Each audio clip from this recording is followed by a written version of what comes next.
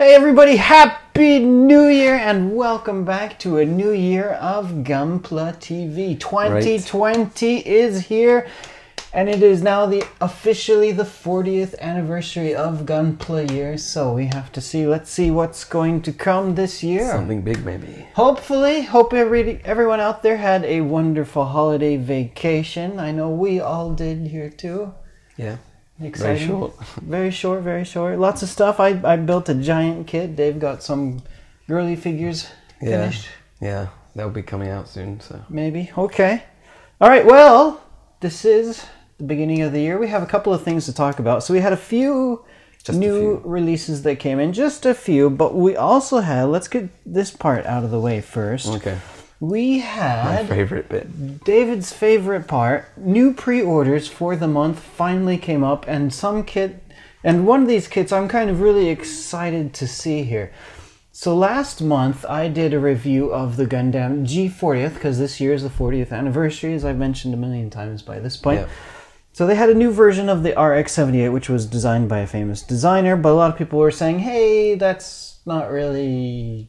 It doesn't really look like an RX78. Yeah, not many people were very happy about it. But finally, from the Origin series, we are getting a RX78 Origin version as a new HG kit. So this is going to be the year of RX78 HG Gundam kits, I'm guessing. So this version, I have to say, looks quite spectacular. It's exactly the design that a lot of people are looking for in an RX78. You prefer it to the G40? Well, I mean, the G40 had a lot of fun, kind of cool trick features and the, what do you call it, the posability and all that stuff. But this one has the looks down pat, and I gotta say, I prefer the looks of just the classic design. So this one to me looks really great, but it's got a lot of nice options too. So they're saying that this one has options for like early and mid versions, which is kind of weird for me to see on a Gundam, because usually when you see like early or mid version type options, it's going to be like on a tank, so you have like a Tiger 1 early or mid type of kit. But in this one, saying you get early or mid type options on an RX78, so you have like different options for the forearms with Gatling guns, without Gatling guns. And you have the different options for the shoulders, early or mid. You got the flat surface and one with like the handle on the top of it. And then you also have different options for the weapons on his shoulders there. And that's kind of cool. You got a veneer in the back of his calf that will be able to pull out, as well as a flexible toe. So even though this is just an HG kit, it's looking quite nice, I have to say. And this is going to be out in March. So all of the kits that we're going to preview now are now available for pre-order on our site. So take a look in the links below, and we should have links to pre-order this as well as the other stuff that we're about to talk about. So another big release that is not on the cover of this, but something that I saw online earlier that's finally up for pre-order now, and it's a new kit from Iron-Blooded Orphans. It feels like it's been a while since we had one of these, and it's the Gundam. How would you pronounce this? Marcosius? Probably that. Probably that. But this one looks really cool. I like how kind of really nice and bulky it looks with those huge like shoulders and the wings. It has a really spectacular look to it, I have to say.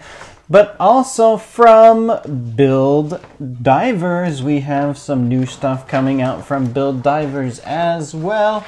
So yeah, from Build Divers, we've got this new enemy Gundam finally that's coming out, and that's kind of got a cool, unique look to it. Techie Gundam. The enemy Gundam there.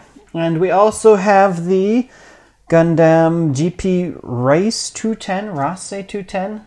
This is a cool looking red one. He's really nice and bulky looking. I'm wondering if this is based off of an older kit with just the new parts added onto it, or if it's a completely new kit. I'm just looking at these images though. I'm probably guessing it's based off of the older kit, I have to say. And something else really exciting, the Haro loader. So we got this cool looking Haro. Now he comes with a little mobile suit loader.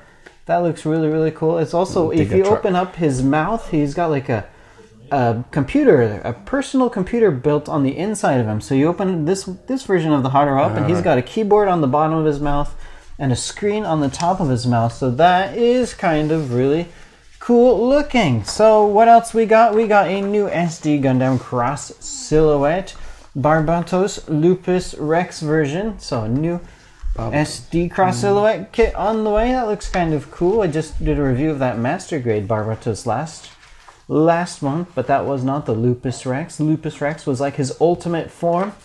And we also have a new real grade Force Impulse Gundam is on the way. It's going to be out in April, so a new RG Gundam kit to look forward to. That looks pretty cool. And also, another thing that Dave really loves to see every month, new 30-minute missions kit. So we got some new colors coming out. The effects parts on here. Effect parts? Yeah. Oh yeah, there was another... That's actually something I thought was quite cool. There's also two new effect parts. Well, not one new effect parts and one kind of display stand type of thing. So we got this cool kind of like ground action effect part set that has like rocks and like moving dust as if he was just running through the desert. And also they have this customized scene base which just uses like the standard Gundam action base, like from the action base 4 and 5, but without like the arm to hold on to the Gundam. Instead it comes with like 2 wall panel pieces and some other kind of pieces in there. It looks like you can stack them up as well, so you can make this kind of cool looking stacked display. Stacks. Really, really awesome, I have to say. What else was there to talk about here, Dave? Oh, Ultraman! There's 2 new Ultramen. That look exactly the same as the last ones. Yeah, they look pretty similar to the other ones, I have to say. I'm kind of curious as to what the difference is going to be here. It looks like the action is up, so they are calling these 2 versions action. So I guess they went back and they redesigned some of these parts on the inside to give you some better posability. So that's kind of cool to see. Although I think also that means, because the previous versions we had were the versions that had the LED unit on the inside, so it lights up. So they kind of got rid of, I remember there was like a clear peg that ran through his neck in order to be able to light up the eyes. Maybe that limited it. I guess they removed the light, but now they gave it more action. So there is that. So that's going to be it then for new pre-orders for Coolio this month. All right, so let's talk about what has just come in this week and build divers. So speaking of build divers, we've got the new Jupitive cool name. Jupitive Gundam. It looks kind of cool too. It's an awesome looking thing. It looks, actually, I guess it's pretty similar to the other ones, which I haven't reviewed yet. So finally, maybe I gotta build this one now. Do all 4 of them and I can review all 4 at the same time. Do you think it'll be the same scale then? Top of small, top of... Yeah, because you can see here on this, in the corner, he's got the white version. So we've got all the different, we got blue, blue, red, and green down there. So now we got white. So it's kind of reminds me of... like a Power Rangers. You got like the different Power Rangers. We got all the different color Gundam. I need to get around to watching this series finally. the first season is already finished, and they're going to be starting a 2nd season. So get on it, Todd. I've got to get on that. All right. So also we have, speaking of SD Cross Silhouette stuff, we've got a new Zaku, and that's going to fall over. We've got the new Zaku Chu. The red version. So this is going to be Char's version with the command antenna on the top of it. And then also, for the cross silhouette Zaku stuff, we've got new options. So we've got red options for the red version, and we've got green ones for the green version. So this is going to be the frame, the cross silhouette frame, because this version only comes with the standard SD frame, so it's going to be shorter. But if you want to make it the bigger one with more...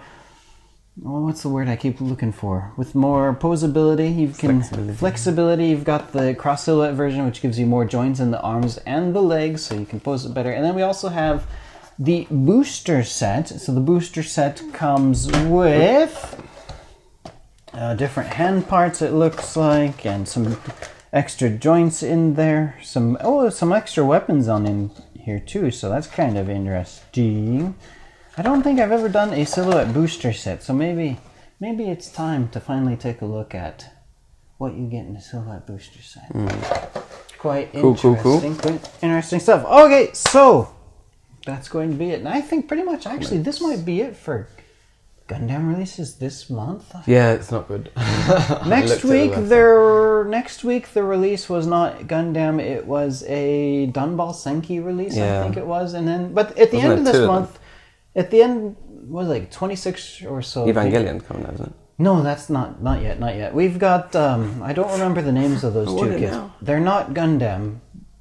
I can't remember it. Isn't there another girly kit coming out? Oh, you might be right. It is. Technically, there is another Gundam release coming out. But it's a go. But it's one of those, one of the girl type of kits, so I'll leave that one to you. Okay. To assemble for us, Dave. All right. That was the one that snuck up on us on the website, remember? Right, well, I think we had the information for it, but they didn't release any name type of thing, so like a month ago, they finally released, hey, here's the name of it, so what have you? Yeah, okay, comments. Okay, and from Vmon24, he says, what high-res kit do you want to see next? Strike Freedom would look nice. I think we'll see the Unicorn fairly soon. Yeah, Unicorn would probably be a fairly safe bet. For high resolution, of course, I would love to see a Sazabi. Just because I like that the big red bulky kit. It would be interesting to see what they could do with a high resolution version of that kit, because the master grade Sazabi looks be crazy, spectacular already. So if we were to get a high resolution Sazabi with all that nice fancy blingy plastic and a slightly different design, that would be so crazy. Though the inner frame would be like, it would be pretty big. It would be a pretty massive inner frame, I have to say. So far, all the high resolution kits have kind of stuck to skinny Gundam inner frame. So it would be fun to finally see something a bit more bulky, I have to say. Man, those legs in that shiny red plastic would look sick. Wouldn't it? It would look beautiful. So hopefully, Bandai, if you're watching, high resolution Sazabi. Okay, next, G-Razor. He says, great show, guys. How is the quality of the EEXM-17 Auto compared to the HD Gundam kit? Okay, 30-minute missions. Now, to be honest, I still have not yet built a 30-minute missions kit. The only one here that has built a 30-minute missions kit would be me and Scott. You and Scott, when they first came out, you guys somewhere here. Oh, you guys did a challenge to try and build one. So what do you say, Dave? Although you don't really build much HD Gundam kits. No, but I've seen you do it. I can tell you that HD is better. Oh, okay. I You can just look at it and you can tell it's not. We've got a glass case off this side that has like a bunch of stuff stacked in there. No, like a load of earthquake. Right, there's been a few earthquakes, so everything is kind of just crushed, fallen over, and nobody's taken the time to fix it. I think the 30-minute missions they're well made, but they're small, so they're not going to have as much posability and stuff. It looks pretty decent. So they're sturdy and they pose well. So right, I gotta change the fact that I've never built a 30-minute missions kit yet. So we had that one that came out with that flight pack. Yeah. The other week, so I think maybe you should finally do that with and buy a shit ton of options and just bulk it up. That would be an option. We could see. Okay, so now it's Todd's favorite time. My favorite time. It's all your viewers' favorite time as well, isn't it? You love this piece of paper. I mean, who doesn't love free money? Just think of all the Gunpla you can buy with that. Alright, so it's time for 2,000 yen HobbyLink Japan store credit giveaway, and for this week it is going to go to a YouTube comment from your Figurize Labu Hatsune Miku review video. And Sven Tempest commented, "Hurry Bandai, hurry and use this plastic technique on other kits." So of course what he is referring to, if you have not seen the Figurize Labu Hatsune Miku review yet, you definitely should tune in to see that. But what he's referring to is injection layer. Fancy hair on this one. So on the previous ones we had the skin colors, what was her name? Fumina. The previous Fumina kits had the skin layers that had the different, like underneath was a different, like a pink tone, and up on top was like a thin kind of skin tone to give it a cool look. But for Miku, they did not do that. Instead, they did the fancy hair with different layers of plastic. So hurry and use this technique on other kits. That would be great. But one problem we have with these is so far they tend to be limited. So I think it's definitely more difficult for Bandai to produce these. Yeah. than it would be for a regular kit. I think we still have this on order. If they used it for other kits, that would mean the other kits would also become a bit more expensive, because these definitely aren't cheap. So there's good things and there's bad things. So it'd be nice if they used it in some places, perhaps, but yeah, limited they factor actually in did the expense. type of do it with the Asuna figure. I was saying in my review, but it's not. It's like not on the same runner. So you've got one piece that's really, really like you know that. What's it called? What's that color called? Like an orange, really high orangey color. Yeah, that's the same thing they use on the Fumina. And you put it together, right, yourself, and it shines through. So it is type of that, but yeah. They're working on it. I bet that's one cool thing about Bandai is they tend to try different techniques, see what works. Okay, this works. Or this didn't work. It was maybe too difficult. So something that does work, we see it more. We tend to see it more down the line in other different kits, which is obviously cool. 30-minute missions works because they are spurting them out. Yeah, they continue to make 30-minute missions, so we'll probably keep seeing them for quite a while. All right, so if you guys out there would also like to win 2000 yen HobbyLink Japan Store credit giveaway, all you need to do is comment on this video or any of the other reviews that go up after this video as well. What have you got coming out? I finished, so I'm working on the 2 different Mega Man kits. Oh, yeah. So I finished one of the 2 Mega Man kits, so I still got to build the other one, so that way I can review the 2 at the same time. So I've got the Mega Mans that I'm working on, and then I've got like some other HG kit stuff from the Build Divers series that I still, even though there's nothing really coming out next week. Yeah, we've got some stuff. I still got stuff that I need to finish building. So I'm happy that I got this thing finished. Yeah. This thing, I thought maybe I could knock it out a bit faster than well, originally I thought, this kit I should be able to snap it together. Just the parts are big, so it actually shouldn't maybe take me too long. But just the size of those nubs and cutting the stuff off, because I can't just use a regular old nipper to cut the parts off. Yeah, you got to use a supersonic. Yeah, I use the ultrasonic cutter just because that thing cuts through plastic like butter. But if I didn't have that, then I'd have to use a saw, which would have taken a lot more time. Or maybe I would have gotten out like a really giant pair of shears to try and cut those parts off. So if you don't have the ultrasonic cutters, there's a couple of different options that you could use to cut those parts off. But yeah, it took a bit more time than I initially imagined. I watched the entire prequel trilogy, the Star Wars prequel trilogy when I was building this. Oh, yeah. That's amazing. From the first one to the end of the third one, because after I saw that sequel trilogy, it's been a while since I watched the prequel trilogy, and I wanted to go back and like, just how bad was the prequel trilogy compared to the sequel trilogy? Actually, it wasn't as bad. It's not that bad as I kind of remember. And I like it. I like them all. I guess my opinions just kind of changed over time. But I remember originally when the first Phantom Menace released in, 1999, I watched that and I was like, really? I kind of gave up. I was a pretty big Star Wars fan before that point, but then after that Phantom Menace, I was just like, oh man. Watched that at the cinema with my friend. That was just... you would have been how old at that time? I don't know, I was young. It was some dude's party and we were all sitting there and watching it and everyone was excited. And it was good. Okay. I think I was that age group. You would have been young enough to have been a young one for that one. So same age as Jake and... 99, right? 99. So I was 10. 10, okay. So yeah, that type of age. Anyway, we need to wrap this up. All right, thank you guys for watching and we'll see you again next week.